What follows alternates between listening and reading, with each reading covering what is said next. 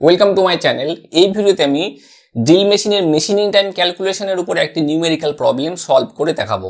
তো এর আগে আমি ড্রিল মেশিনের বিভিন্ন cutting parameter, feed, depth of cut, machining time calculation নিয়ে একটা ভিডিও বানিয়েছি। এই ভিডিওটাতে সেই আলোচনাগুলো আছে এবং সেই ভিডিওর মধ্যে যে ফর্মুলাগুলো আছে সেই ফর্মুলাগুলো ভালো করে মনে করে নেবে। সেই ফর্মুলাগুলো নিউমেরিক্যাল প্রবলেম সলভ করতে কাজে লাগবে। তো চলো দেখি এই প্রবলেমটাতে কি বলা আছে। বলা হয়েছে, দেখো, calculate the machining time for drilling 4 holes each of 16 mm diameter on a flange. Take flange thickness is equal to 30 mm, drill RPM 440, feed is equal to 0.2 millimeter per revolution. তাহলে এখানে সবকিছু প্যারামিটার দিয়ে দিয়েছে, আমাদেরকে calculate করতে হবে machining time. আমাদেরকে machining time calculate করতে হবে। কি কি দেওয়া আছে সেগুলো আমরা লিখে নিই। ফার্স্ট লিখবো আমরা গিভেন ডেটা, যা যা দেওয়া আছে। গিভেন ডেটা ফার্স্ট কি দেওয়া আছে, দেখো, ড্রিলিং হোলস, কতগুলো আমাকে ড্রিল হোল করতে হবে, সেটা হলো স্মল এন, সেটা হলো 4 হোলস আমাদেরকে করতে হবে, 4টে। তারপরে দিয়ে দেওয়া আছে each of 16 mm diameter. Diameter কত? Drill dia is equal to 16 mm, এটা দেওয়া আছে। তারপরে দেওয়া হচ্ছে take flange thickness is equal to 30 mm। তাহলে দেখো ফ্লেঞ্জ সার্কুলার হয়, এই গোল হয় ফ্লেঞ্জ, তো এখানে একটা হোল, এখানে একটা হোল, এখানে একটা হোল, এখানে একটা হোল আমাদেরকে ড্রিল করতে হবে। তো এই যে ফ্লেঞ্জ এসে তার থিকনেস আছে, থিকনেসটা দেখতে গেলে আমাদেরকে এই দিক থেকে যে ভিউটা আছে সেটা দেখতে হবে। তাহলে এটাকে আমরা ওই দিক থেকে দেখতে গেলে এরকম ধরনের দেখবো। তাই এখানে মনে করো যে ড্রিল করতে হচ্ছে এই বরাবর। তাহলে এই যে থিকনেস আছে এটা আমাদেরকে দিয়ে দিয়েছে, এই থিকনেসটাকে ধরছি আমরা টি। তাহলে টি ইজ ইকুয়াল টু কত দিয়ে দেওয়া হয়েছে, দেখো, 30 mm থিকনেস, ফ্লেঞ্জ থিকনেস, যেটা আমরা ফর্মুলার ক্ষেত্রে যখন ক্যালকুলেশন ফর্মুলা করেছিলাম তখন এটাকে ধরেছিলাম, টিটাকে ধরেছিলাম এল, লেন্থ ধরেছিলাম। এবার বলে দিয়েছে ডিল আরপিএম, সে ডিল আরপিএম হলো N, capital N is equal two 440 RPM।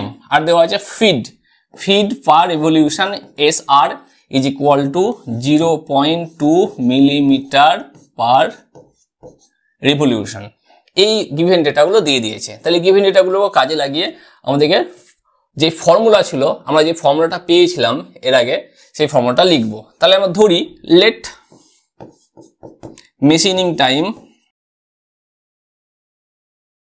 is equal to T minute, capital T minute. মানে এই যে ড্রিল আছে, ড্রিল করতে আমাদেরকে সময় লাগছে টি মিনিট।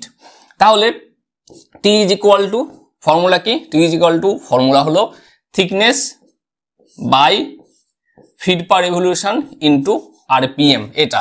তাহলে এটা কি? এটা লাগছে আমাদের একটা হোল ড্রিল করতে। আমাদেরকে কতগুলো হোল ড্রিল করতে হবে? টোটাল 4টে বা এন সংখ্যক, ইন্টু স্মল এন, এটা হলো এই ফর্মুলা। তাহলে এই ফর্মুলাতে যদি আমরা ডেটাগুলো বসিয়ে দিই তাহলে কিন্তু খুব সহজেই আমরা টি এর ভ্যালু পেয়ে যাব। তাহলে ফার্স্ট দেখো small tea is equal to 30 mm, 30, SR is equal two 0.2, N capital N RPM 440 into small n সমান হলো 4। এটা হলো আমাদের, এইগুলো সব বসালাম, এটা হলো আমাদের থাকবে যেটা মিনিটে। তাহলে এটাকে যদি আমরা ক্যালকুলেটর দিয়ে ক্যালকুলেট করি, যেটা পাবো সেটা হলো 1.36 মিনিট। এবার তোমরা প্রথমে এইটুকু বের করে নিতে পারো যে একটা হোল ড্রিল করতে কতটা সময় লাগছে সেটা করতে পারো, তারপরে তাকে 4 দিয়ে গুণ করতে পারো। ব্যাপারটা কি, 1.36 মিনিট আমাদের সময় লাগছে।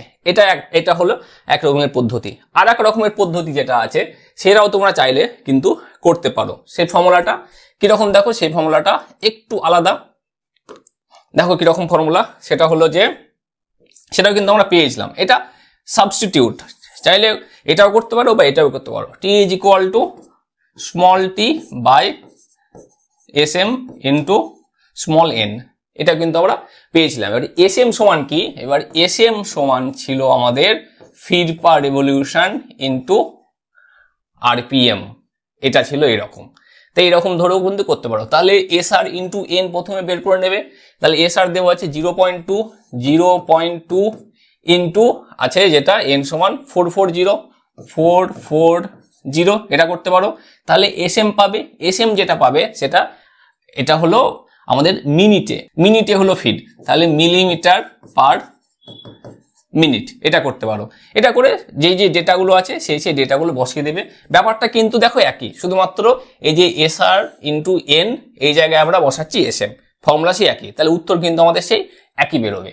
তাহলে এই হলো একটা ইজি নিউমেরিক্যাল প্রবলেম, যে প্রবলেমটা হলো আমাদেরকে এখানে বের করতে হচ্ছে মেশিনিং টাইম বের করার অঙ্ক। মেশিনিং টাইম খুব সহজে বেরিয়ে গেল। এখানে শুধুমাত্র পরীক্ষার সময় তোমাদেরকে বিভিন্ন ডেটা চেঞ্জ করা দেওয়া থাকতে পারে, আর কোনো কিছু কিন্তু থাকবে না। তো আশা করছি এই যে ড্রিলিং এর মেশিন টাইম ক্যালকুলেশনের উপরে এই যে ইজি নিউমেরিক্যাল সেটা তোমরা ভালোভাবে বুঝতে পেরেছো। তো এই ভিডিওটি দেখার জন্য ধন্যবাদ। এই চ্যানেলের আরো আপডেটেড ভিডিওর জন্য এই চ্যানেলটিকে সাবস্ক্রাইব করো, আর আমি যখন ভিডিও আপলোড করবো তার নোটিফিকেশন প্রথমে পাওয়ার জন্য বেল আইকনটিকে প্রেস করো।